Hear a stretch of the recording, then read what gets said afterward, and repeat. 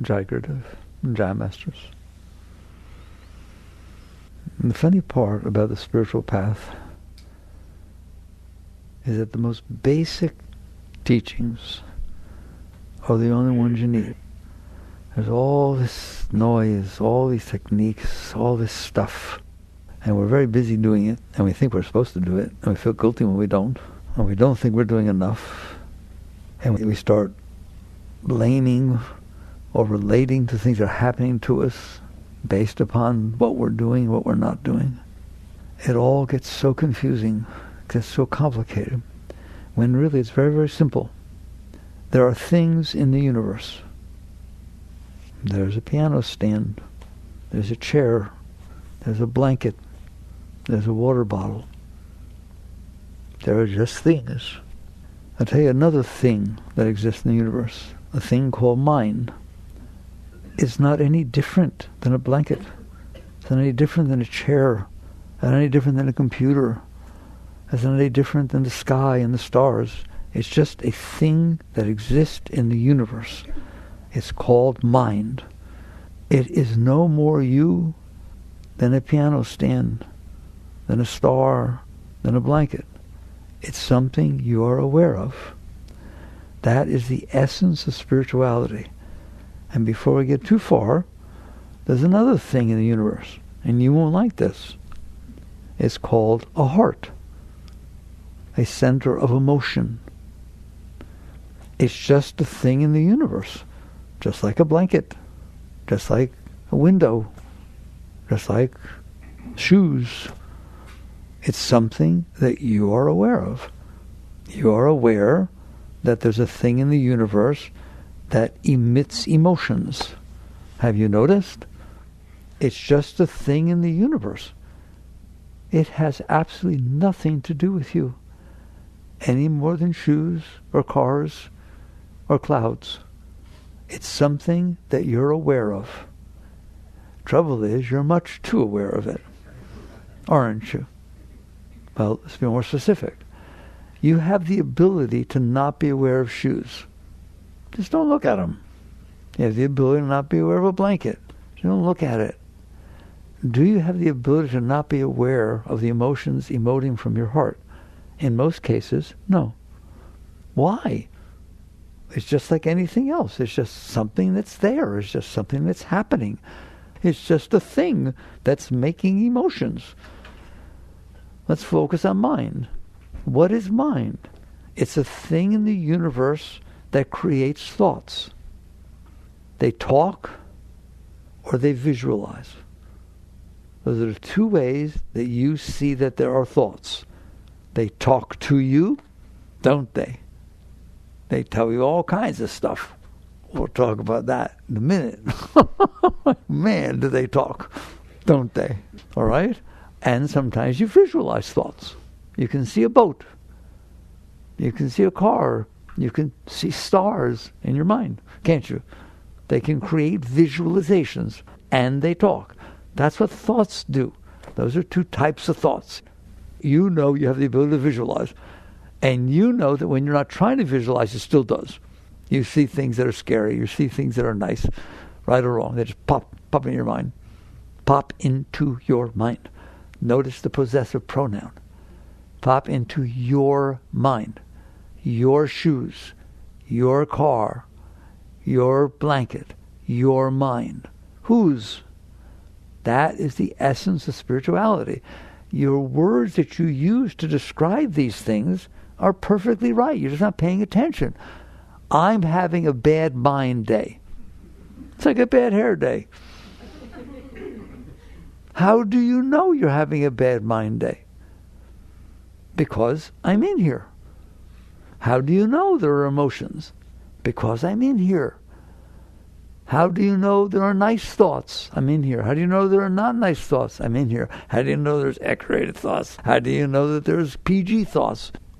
Because I'm in here. I notice it, don't I?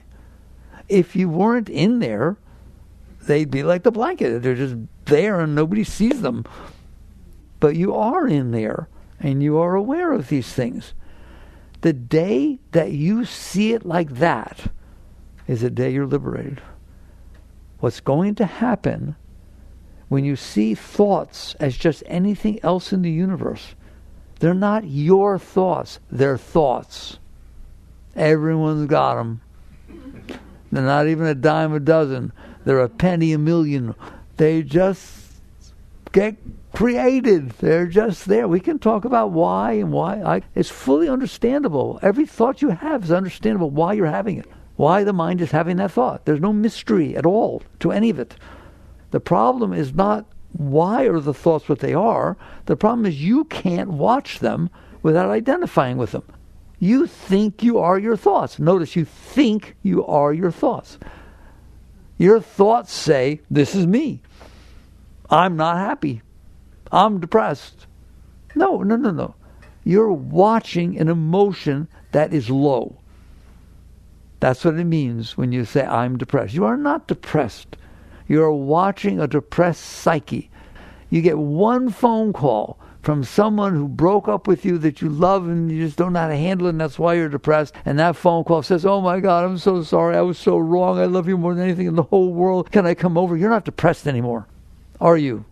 How long does it take? Bam! You were staring at a thought and an emotion that the thoughts were saying, oh my God, I'll never be happy again. I loved him so much. And I don't know, what did I do wrong? I wish I hadn't said what I said. He didn't do that. Anyone do that? Come on. No, he doesn't do that. Okay. And at the same time, they're saying that, the heart's going, everything's dark and it'll always be dark. And you get that one phone call and say, oh my God, she's coming over. I better take a shower. I haven't taken a shower for 2 weeks. I better get out of bed. I better clean up the pizza crust all over the place. How long does it take? What is that telling you? You are not your thoughts. You are not your emotions. You are much too close to staring at your thoughts and emotions. If you stare at something, there's 2 words that I've been teaching you, all right, that I see just how deep they are when you want to understand your situation in the psyche. Distraction and identification. You are distracted by your thoughts, you are distracted by your emotions, and you're so distracted that you identify with them. If you stare at something long enough, I was thinking about, isn't there a word called imprinting? You know, that a duck could imprint on a cow and act like a cow. I've heard about that. It's a psychological thing. That when it's born, if it never sees its mother or father and it sees a cow, it acts like a cow. I think it's called imprinting, isn't it? Okay, very good. That's what you've done. You, consciousness, has stared at mind and emotions long enough, hard enough, unbroken, consistently, that you have imprinted your consciousness onto what you're looking at. And you say, I am my mind. And you say, I am my emotions. Instead of saying, I am aware of my emotions, I am aware of my mind, you say, I am my mind, I am my emotions. I like this, I don't like this, I believe in this, I don't believe in this. You're just staring at a thought. Consciousness doesn't know about like or dislike. It's just aware.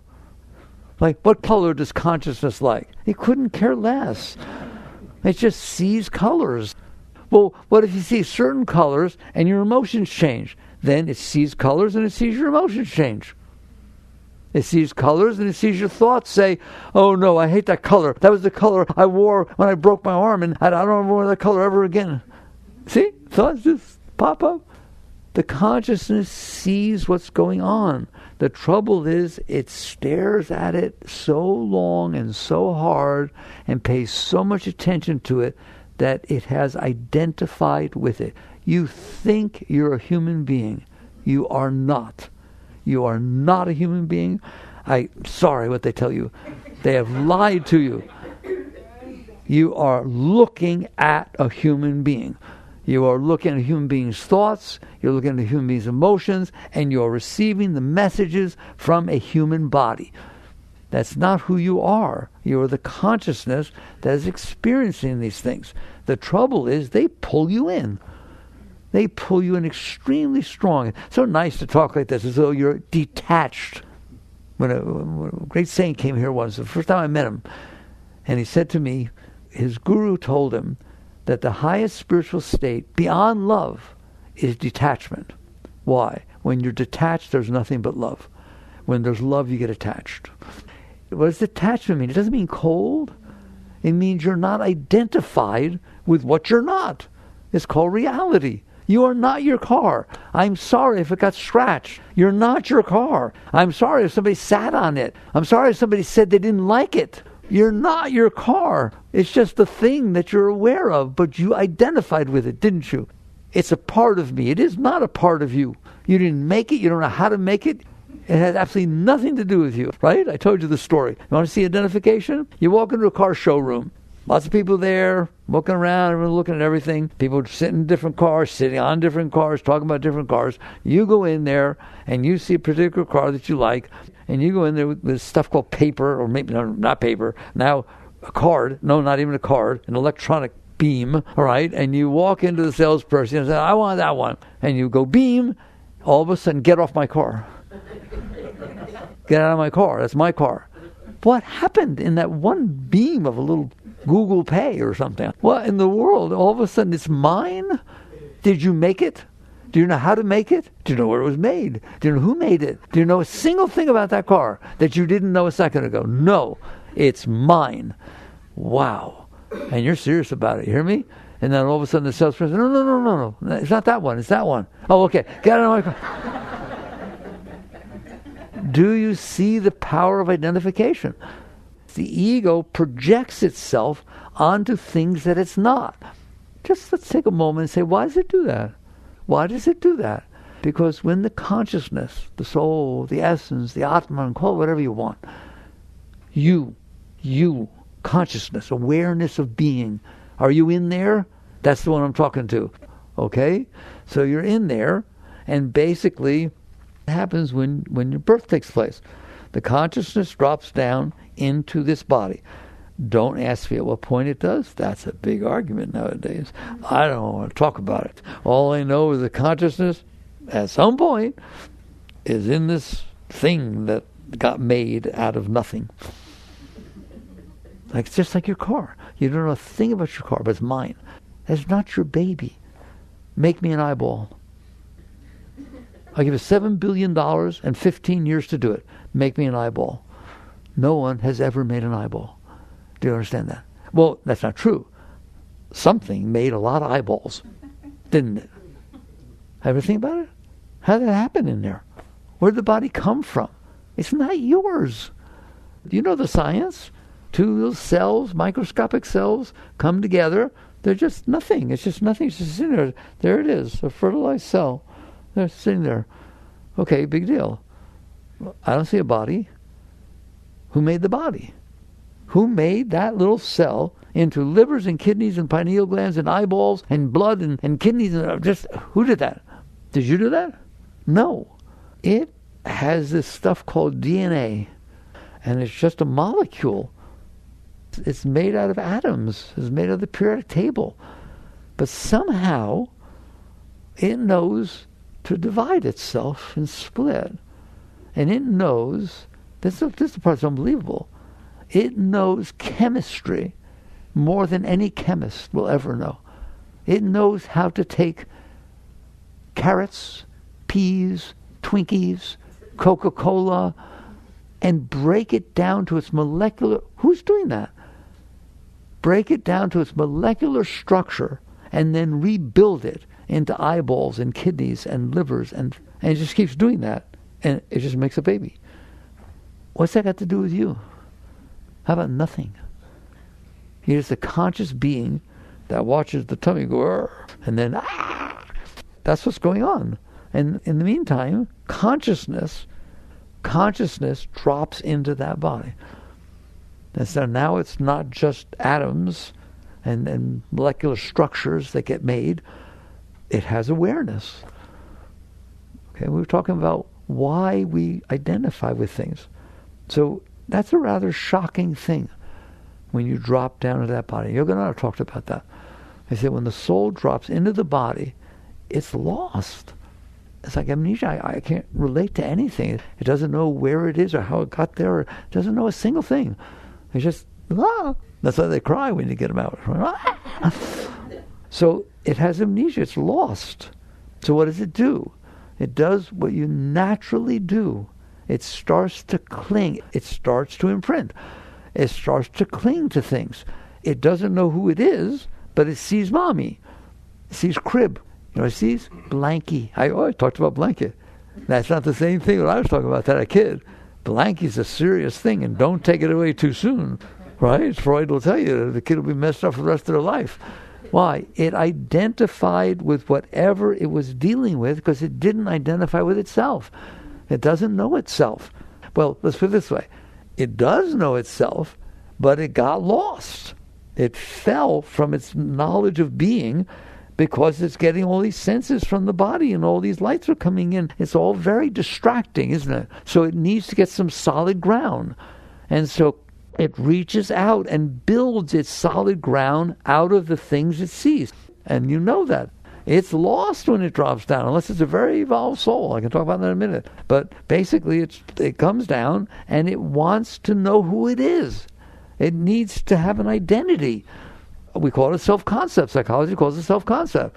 This is my blanket. This is my mommy. This is my crib. Right? All of a sudden, it's reaching out into the world and identifying with what it sees and saying, that's me. Well, I'm the one who played Dorothy in Wizard of Oz in the 5th grade. That's who I am. No, I don't think so. It's an experience you had that you held on to and defined yourself as it. And that's where the ego comes from. That's why it's there, and that's why it's really, really strong, because behind it is panic. Behind it is the panic that you experienced when you dropped in and got lost. Behind it is the panic of amnesia, total amnesia. You got knocked out, you don't know who you are, you don't know where you came from, even a grown-up. You don't remember anything, you have no family, you have nothing. That's scary. It doesn't get more scary than that. I have no idea who I am, nothing to hold on to. So that's what's going on in there, is that the consciousness, the awareness of being, has dropped into an arena that it doesn't relate to. So it starts to relate to it. It starts to build. It builds a false concept of self. Who says it's false? Every concept is false. It's a concept. It's not reality. Reality is not a concept. A concept is something you make up in your mind. And they call it a self-concept, don't they? And psychology says you have to have a very strong self-concept. Okay, but sometimes during this self-concept building thing, not all nice things happen. You go to school and you get rejected. Some bully messes around with you. You had an accident, and so you don't look so good temporarily. Well, that all gets in there, doesn't it? So all of a sudden, I'm ugly. All of a sudden, nobody likes me.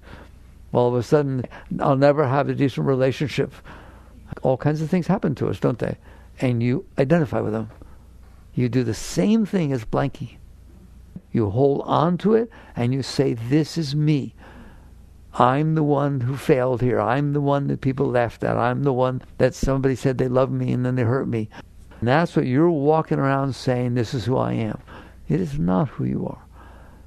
Those are thoughts. Those are emotions that got built in your psyche. You are not your psyche, but you are aware of what your psyche is doing. And I've just told you why your psyche is doing what it's doing.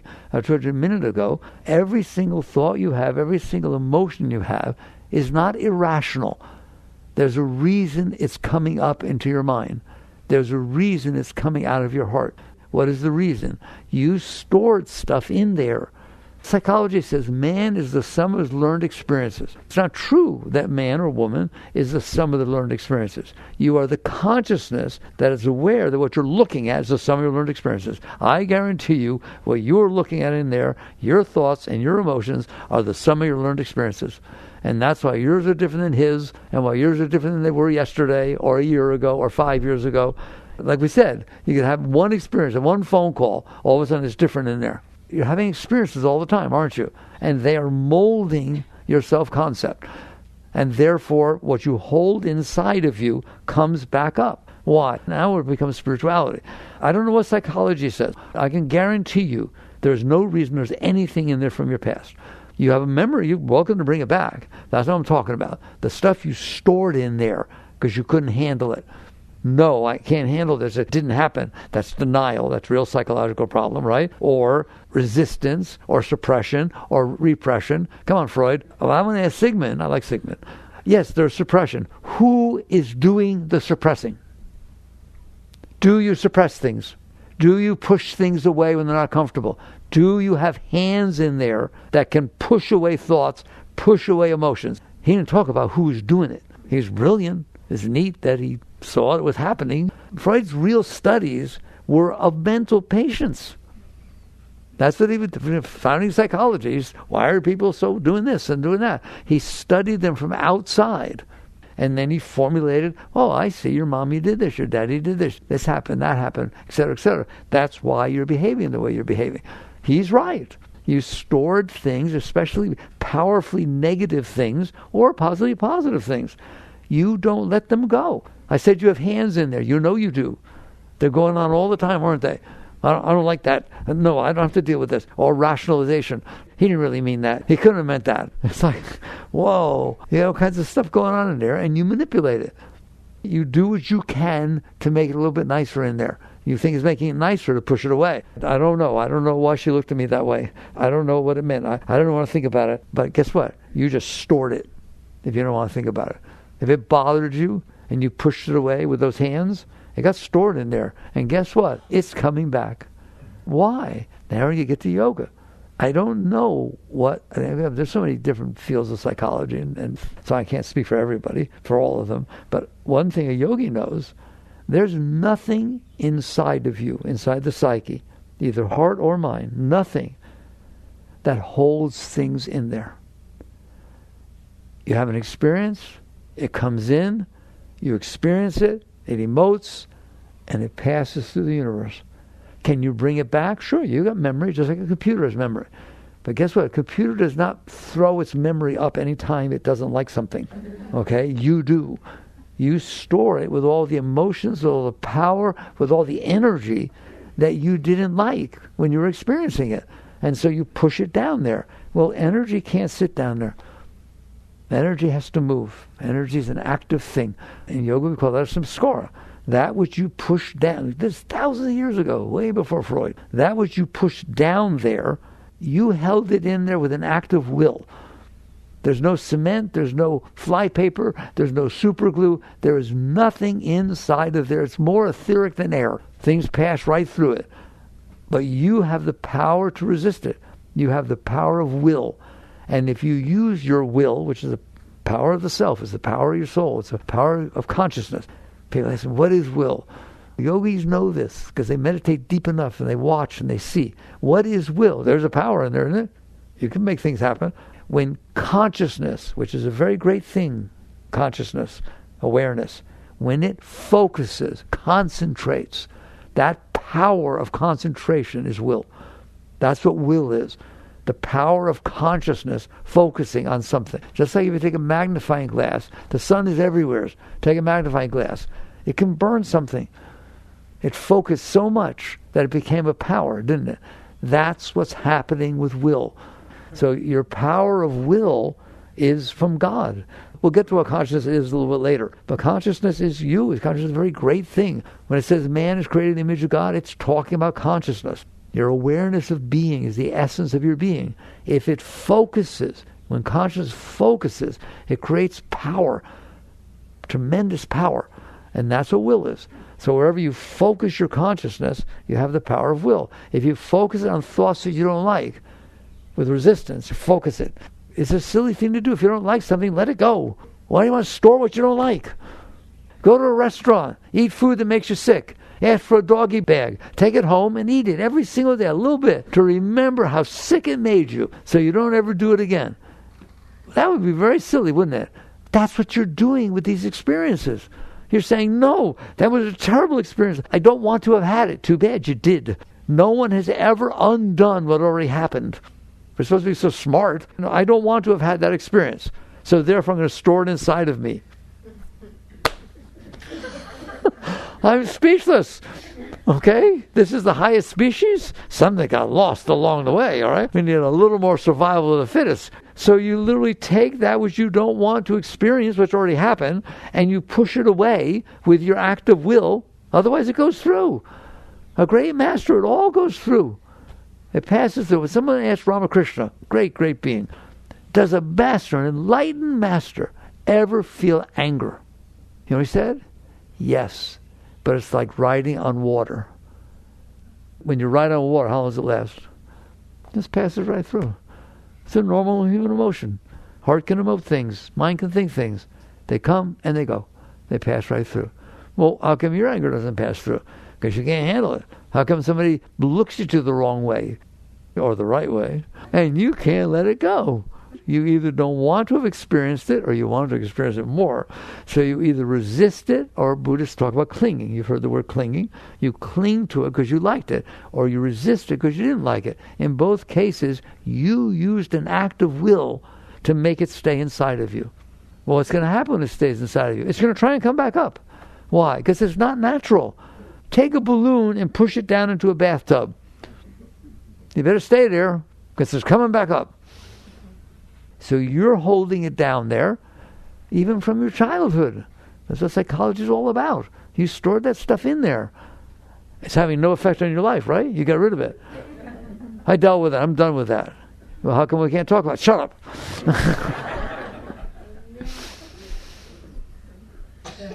Now do you understand? So you're in there, you've done this. That stuff coming back up is what's entering your mind and what's entering your heart. So you can be just driving down the street and all of a sudden you're sad. All of a sudden you're happy. All of a sudden you're depressed. All of a sudden you're scared. All of a sudden you're crying. There's no reason. Yeah, there's a reason. Or maybe you saw a billboard. Or maybe you heard something on the radio. A song. Anybody got stuff come back up? That's our song? That's our song. That's really nice. No, we got divorced. I don't like that song. Can you drive by a restaurant that you once went on a date on and it didn't work out and feel uncomfortable because you drove by the restaurant? That's because you stored it inside of you. That's why you're moody. You got that stuff in there. The energy is trying to release. Sometimes it's able to. Sometimes it's nice energy. Sometimes it's yicky energy. You got all this stuff stored in there.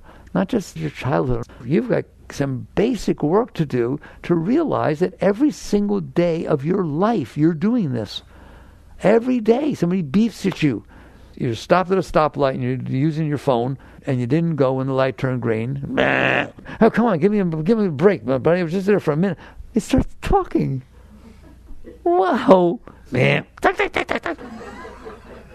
Right? Then you're driving a little bit further down there and all of a sudden it's a 2-lane road and this guy or gal that beeped at you is now in the front lane and you're about to pull up in the front lane and you don't. Because you don't want him to see you. Can we talk honestly? Does that go on in there all day? You couldn't handle beep.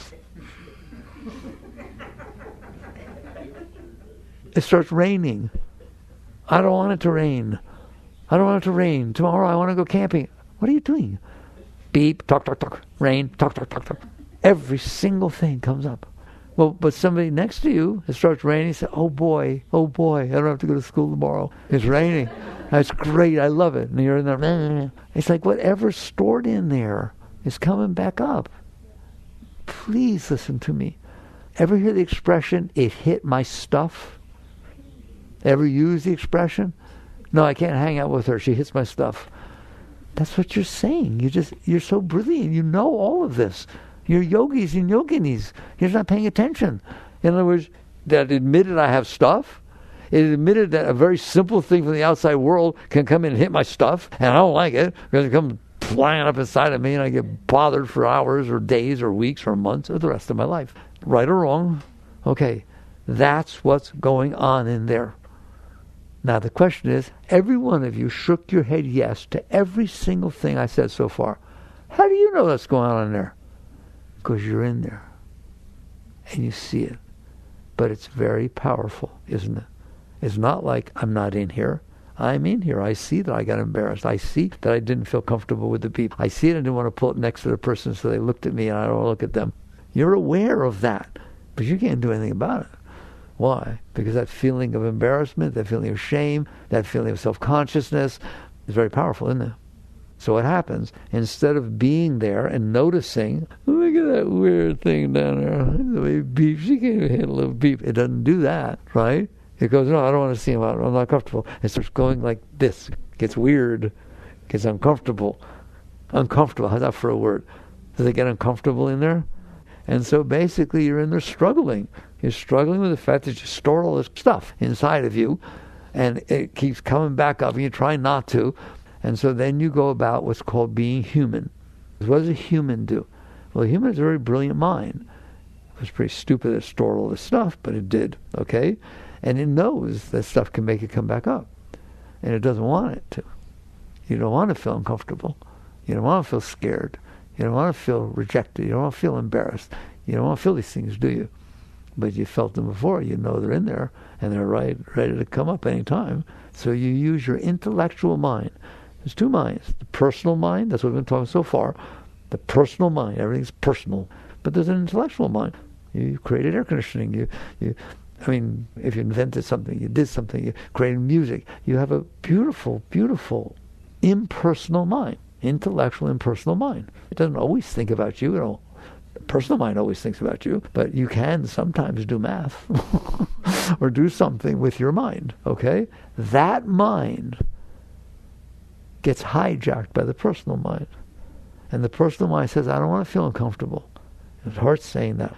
And so the intellectual mind, your friend, steps in and says, okay, let's think about how things need to be so you don't get uncomfortable. Let's think about who we should call today to go with and who we shouldn't. Based on what? Based on all those past experiences. And it just thinks about not just now, but what are we going to do 10 minutes from now? What are we going to do an hour from now? What are we going to do tomorrow? What do I want to do in my life? All of it's based on, I don't want to feel uncomfortable. I want things that happened before to happen again that made me feel good, and I don't want things to happen again that made me feel bad. Think about it. Do you find yourself thinking about it, planning, plotting, deciding what you want, deciding what you don't want? Every single preference you have is based on this past stuff you stored. Why do I have preferences? I've dropped down onto a planet. Is it a nice planet? Don't tell me about the elections and this and that. Is it a nice planet compared to Mars or Jupiter or any of the other ones? They're either rocks, sand, or gas. Go have fun. No. There's all kinds of things going on this planet. All kinds of animals, all kinds of insects, all kinds of people, all kinds of colors, all kinds of, oh my God, this is a happening place. Do we not have telescopes, the Hubble, the James Webb, that are looking thousands and millions of light years out there trying to find near Earths, and they ain't found squat. No, get that straight. I'm not saying they won't, but we've been looking out there really hard. Nobody has seen an amoeba. You don't have any trouble seeing stuff, do you? It's quite the place you landed on. So you land on this planet. Recently I've been asking people to go out to the web. There's pictures on the web of a planet transiting the sun. Not our sun. It could be our sun, but transiting a sun. And what you see is this giant ball of fire, the sun, and this tiny little black dot doing this. That is what Earth looks like transiting your sun. That's the planet. 1.3 million Earths fit inside the sun. The sun is one of hundreds of billions of stars in your galaxy. And your galaxy is one of 2 trillion galaxies. And you're sitting on this tiny little planet doing what? Freaking out. You're sitting on the planet having developed preferences. And that's a major problem. I don't want it to be so hot today. I don't want it to rain. I don't want to see her. I don't like what she said to me yesterday. I don't want to gain a pound. I don't want to lose a pound. I don't want to go to the doctor. I don't want to get old. I don't want to get old. You used to be this big as a baby. Now you're that big. How did that happen? By getting old. It happened by itself. It's a natural process, for God's sakes. How dare you have preferences? I like the rose if it's just this color. And if no little bug ate a bite out of the little, oh no, that's not a perfect rose. Hello. I like people who like what I like. You're the sum of your learned experiences. They're the sum of their learned experiences. Never the twain shall meet. You're the only one that went through the experiences you went through. You make me cry. Every experience you're having, nobody else is having. You're all looking at a different angle, plus you have different mental stuff that interprets it all. And every moment of your life, you're having a different experience. Who else has had those experiences? Who else has had all the experiences you've had every moment of your life? Are you kidding? Not only no one alive, no one that ever lived had the experiences you had. Because the experiences don't repeat themselves. And no one that will ever live will have the experiences you've had. Oh my God. You are unique. You're special. You're being given unique experiences that no one else ever had or ever will have. And you're sitting here complaining. But that's not the experience I want to have. Based on what? Based on the junk that you stored inside yourself. It's all based on the fact that you couldn't handle reality when it happened and let it be like riding on water. But you couldn't. Don't feel guilty. You couldn't. You didn't. And so you pushed it away. Mommy didn't pick up at school. You had to wait on the stairs for 2 hours. 5 years old. That's a traumatic experience. You'll never forgive Mommy. You'll never forgive stairs. No, don't kid yourself. You walk upstairs, you think of that. That's the problem.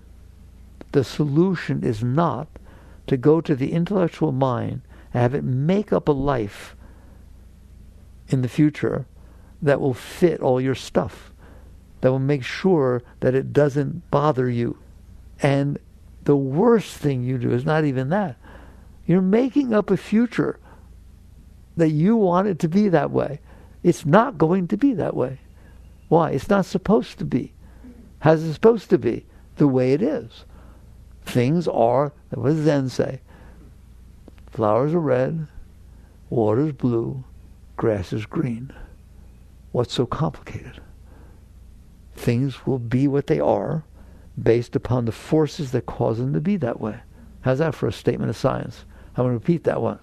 Things will be the way that they are based upon all the forces that coalesce together in that moment to cause what's happening to happen. That includes other people's psychology, that includes the weather, that includes everything. It is not supposed to be the way you want. The way you want is what you made up based on your past experiences. I make this point all the time. I wonder if you get it. Your psyche is the sum of your learned experiences. You know that. The world unfolding in front of you is not the sum of your learned experiences. It's the sum of its learned experiences. It's rainy today because of the mountains over in Spain and El Nino and La Nina. And there are things that cause the moment in front of you to be the way it is, aren't there? If you want to know what they are, go study science. Go study psychology. Go study everything. And you're going to see that moments coalesce together and they are the result of the causes that made them be that way. How's that for a terrible statement? And guess what? The sum of the moment's learned experiences are not going to match the sum of your learned experiences. They have nothing to do with each other. Like that alone should liberate you. Well, why can't I have what I want? The moment is not supposed to be what you want. You're supposed to be able to be the highest being that can accept and learn from and grow from and serve the moment that's unfolding in front of you. It is not supposed to serve you because every one of you are different, and that's why there are wars. And that's why there's all these problems on earth. Because your sum of learned experiences, Putin's sum of learned experiences, everybody's learned experiences are different than everybody else's learned experiences. Completely different, that's all. And so now what's going to happen? If they all decide that the moment in front of them is supposed to be what they want. If I win this, I feel good. If you're married to her, but I like her, go away. I want her. I feel good if she likes me better than you. So it's all about me. It's all about me, isn't it? It's all about my ego. It's all about some of my learned experiences is what I want happening out there. Now do you understand why there's so much conflict? People say, well, why are there wars? No, why aren't there more? Everyone is different. And now they're trying to make the moment, which we're all sharing, okay? There's a place over in Jerusalem called Abraham's tomb. Ever hear of it? To a Jew, Abraham's my man. That's the tomb, man. To a Muslim, Abraham's my man. I can't believe how many of you don't know that. The Quran's about Abraham. And the Torah is about Abraham, the same Abraham. That's hilarious. Okay? The same Abraham. The stories are right there, all right? So therefore, if I'm a Muslim, that tomb belongs to me. If I'm a Jew, that tomb belongs to me. So that basically, we've all had our some of the learned experience. That's going way back. The some of the learned experiences, and we don't know how to let go. We think we're supposed to make the outside match the some of the learned experiences. If I was doing a retreat, I'd make you repeat that. We're supposed to make the outside match the sum of our learned experiences so that when it comes into me, it feels good and doesn't feel bad. Can you relate to that? All right? And I'm going to have to do it because I've been doing it lately and I know you don't like it. What about this law of attraction? Well, I want to make the outside match the sum of my learned experiences. I can use a gun. I can use good looks. I can use money. Or I can use mantras. Om Shri, I want him to like me more than her. Can you attract to yourself? Yes. Is that the highest state?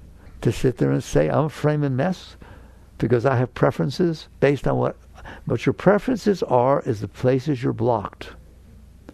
You listen to me.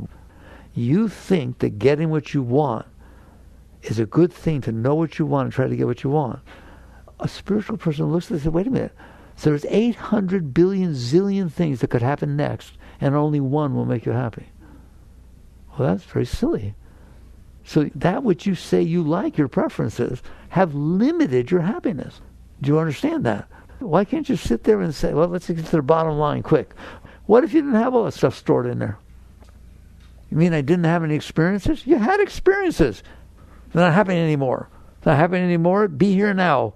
Now you understand the depth of that. You had the experiences. They came in. You learned from them. You grew from them. Yes, I got married. It was wonderful. Yes, I got divorced. It wasn't so wonderful. But I learned a lot. I'm much more capable of having relationships now that I learned what I did or what somebody else did, or how my preferences got in the way. Or I really loved him until I realized he slurped soup, and my Uncle George slurped soup, and I hated my Uncle George. And so now oh my God, all of a sudden Uncle George ruined your relationship. He died 20 years ago. What are you doing? You're making a flaming mess out of your life and everybody else's because you bought into these preferences. Well, it's the alternative. Ready? Wake up in the morning. I'm back. I wonder what's going to happen. I'm glad I'm on planet Earth because it's a happening place. I'm going to have all kinds of experiences today. They're not all pleasant. There's all kinds of things, aren't there? What if that's your attitude with life? I get to have experiences. Which ones? The ones that I need to have so I can grow, so I can learn. Well, how do you know you need to have it? Because it bothered me. Oh, why did it bother you? Because I had past experience that I couldn't handle. You hear me? If you let go and you're empty, that's what it means to be clean. That's what it means to purify. Doesn't mean don't swear or wear white all the time, right? It means let go of all this garbage you have inside. And if you do so, you're going to find out the world doesn't bother you. Why? It's just exciting. It's just challenging. People tell you, find your passion. I don't teach you that. Find out why you're not passionate about everything. If you get rid of your stuff, you're passionate about life. You're passionate about all weather, passionate about all people, passionate about every single thing that ever happens in life. And eventually, this is what happens. And there's a difference between a human being and a true saint, a true great being. We are out there trying to make the moments that are unfolding in front of us match what makes us feel good. We are out there trying to make the moments that are unfolding in front of us be the ones that make us feel good and not be the ones that make us feel bad. In other words, we're taking, manipulating, controlling. Okay? When you're done, the moment in front of you is neither good nor bad, nor right nor wrong. It's not affecting you. And what happens is, what it does is bring up compassion and love. And all of a sudden what's going on inside of you is not how do I make it be what I want, it's how do I serve it? How do I raise it? What can I do in this moment? I don't care if it's a smile. I don't care if what it is.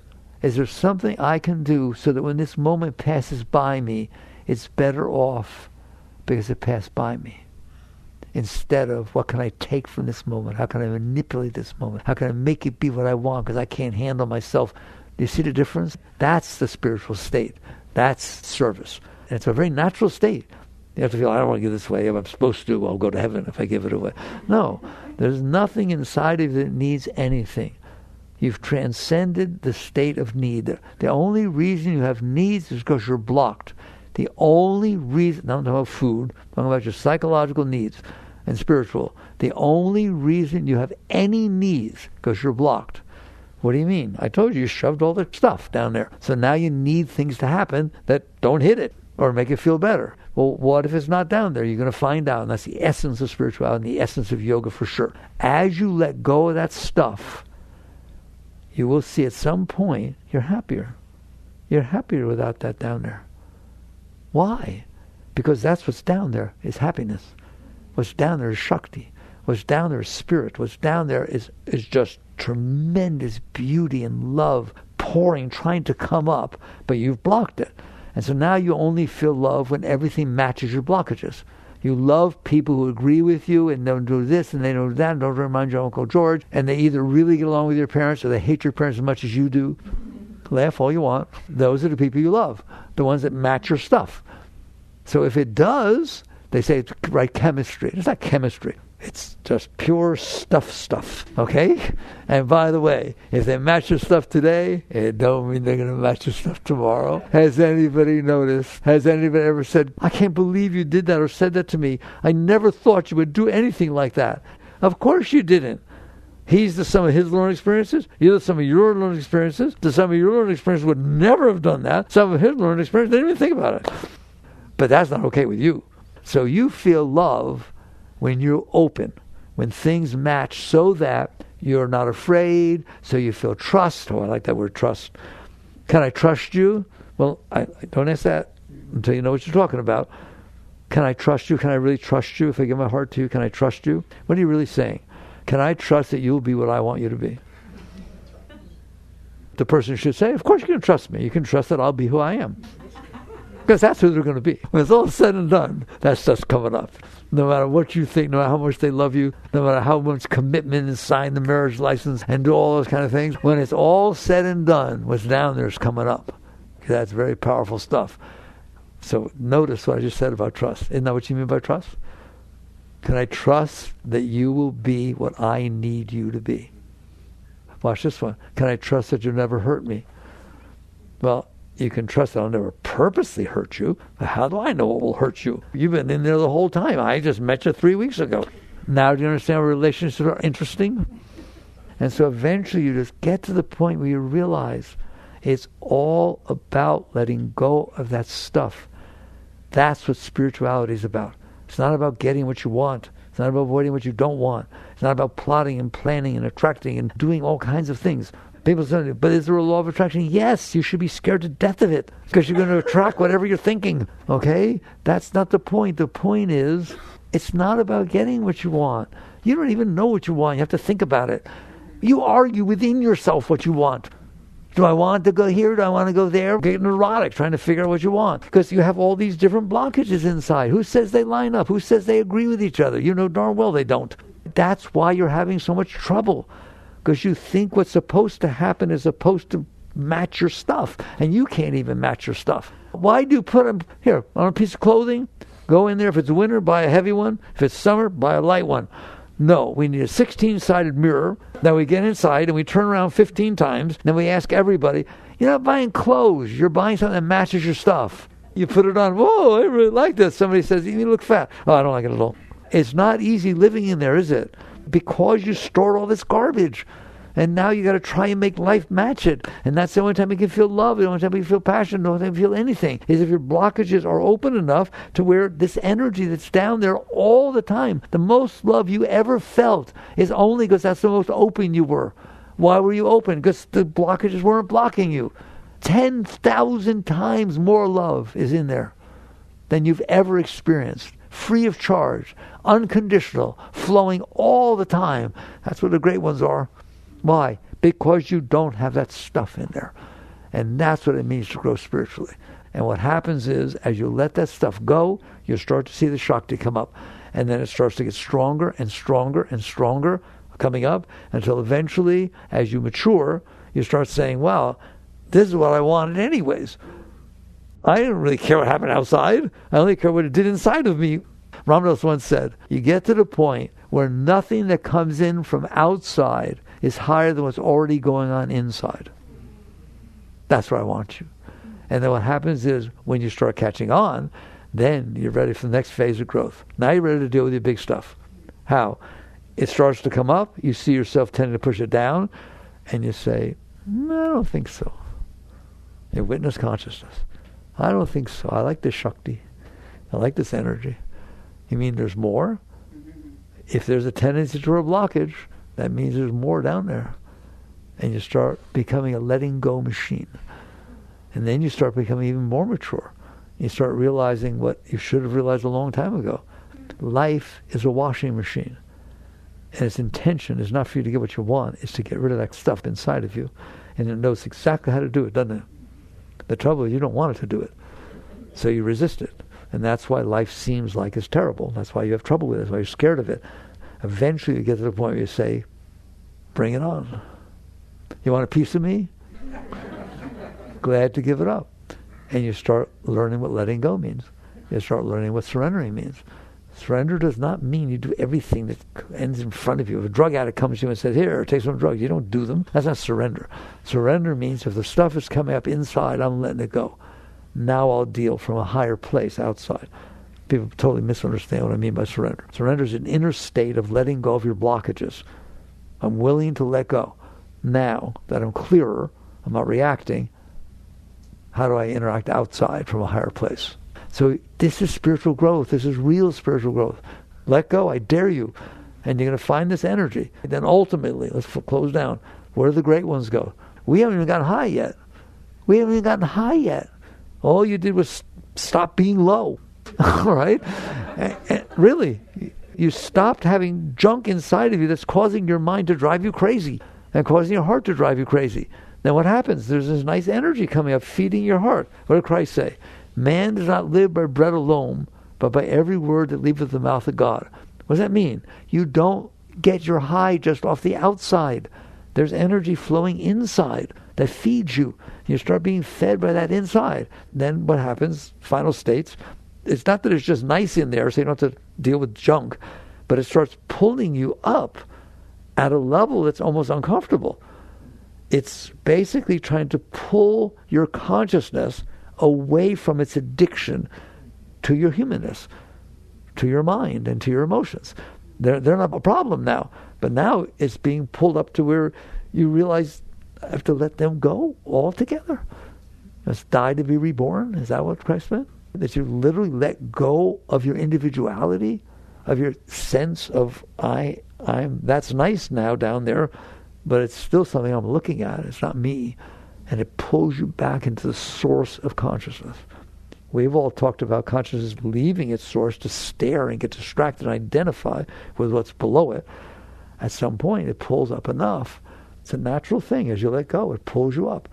And then all the masters talk about that point of letting go of the false sense of self. And everyone of every tradition said when they did that, the same thing happened. My consciousness was a drop of water staring at me. That drop, when I stopped staring down, fell into an ocean, into the ocean of consciousness, into God. My father and I are one. They all taught the same thing. Buddha's nirvana, I can't talk about it, right? You are a very great being. Like people talking about, I need to find my way back to God. No, you need to stop leaving. Your consciousness is already there. That is the source of your consciousness. But it's staring at the garbage and identifying with it. So I said in the beginning, I said, all spirituality, the whole path, the beginning is very, very simple. You are not your mind. You are not your emotions. You are not your body. Period. You are the consciousness that's aware of those things. That's where we just ended up, isn't it? But we talked about why you're staring at it and how to not. Spirituality is about letting go of those blockages. The rest will happen by itself. You're a very great being. You're a very great being. These pictures on the wall, they're just representing beings who let go.